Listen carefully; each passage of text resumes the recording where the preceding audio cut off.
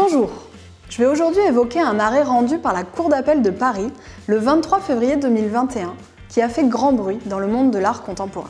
L'affaire oppose l'auteur d'une publicité de 1985 pour la marque française Naf Naf, Frank Davidovicz, au célèbre plasticien Jeff Koons. La publicité a pour titre « Faits divers ». Il s'agit d'une photographie représentant une femme allongée dans la neige à laquelle un petit cochon, affublé d'un petit tonneau à l'instar d'un Saint-Bernard, porte secours. Lors d'une exposition sur l'œuvre de Jeff Koons organisée par le Centre Georges Pompidou en 2014, l'auteur de la photographie s'est rendu compte que l'une des sculptures de l'artiste, intitulée également Faits divers, présentait des similitudes troublantes avec son visuel publicitaire. En 2015, Frank Davidovicz attaque en justice Jeff Koons pour contrefaçon. Jeff Koons invoque pour sa défense le concept d'appropriation cher à l'art contemporain et notamment au pop art. Il évoque aussi l'exception de parodie et le droit à la liberté d'expression artistique.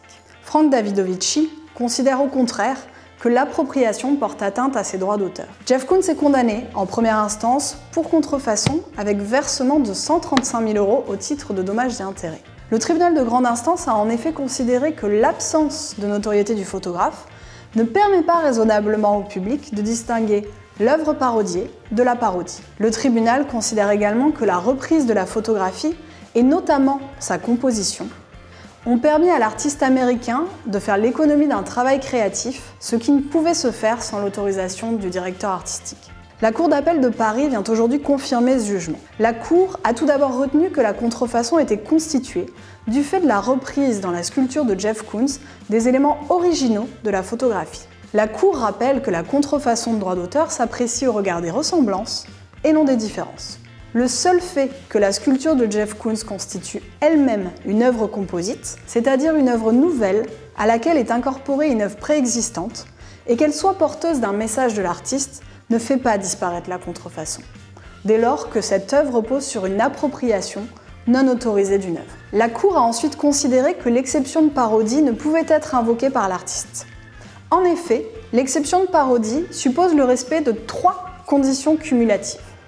Tout d'abord, évoquer une œuvre existante. Ensuite, présenter les différences perceptibles par rapport à celle-ci.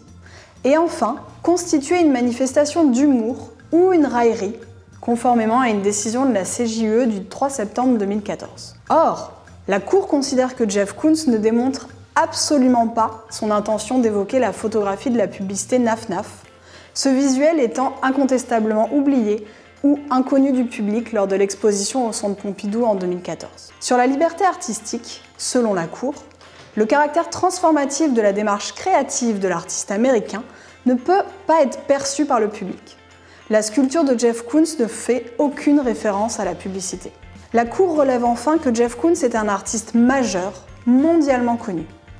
Aucune circonstance ne justifie donc qu'il se soit abstenu de rechercher qui était l'auteur de la photographie et d'obtenir son autorisation. L'atteinte portée à la liberté d'expression créatrice de Jeff Koons était donc proportionnée et même nécessaire au but poursuivi, à savoir celui de protéger le visuel publicitaire. Jeff Koons est ainsi condamné une fois de plus pour contrefaçon, à des peines même plus lourdes en cause d'appel.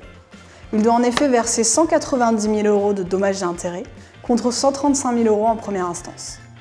Il a également l'interdiction d'exposer la sculpture et de la reproduire, notamment sur Internet. Pour l'anecdote, Jeff Koons est coutumier du fait et a déjà été condamné 2 fois pour contrefaçon, une fois aux États-Unis et la seconde fois en France, par la même Cour d'appel de Paris. Nous restons, naturellement, à votre disposition pour vous conseiller et vous assister dans le cadre de la protection de vos droits de propriété intellectuelle, que ce soit en conseil, en amont de tout différend, ou en contentieux, une fois le litige survenu.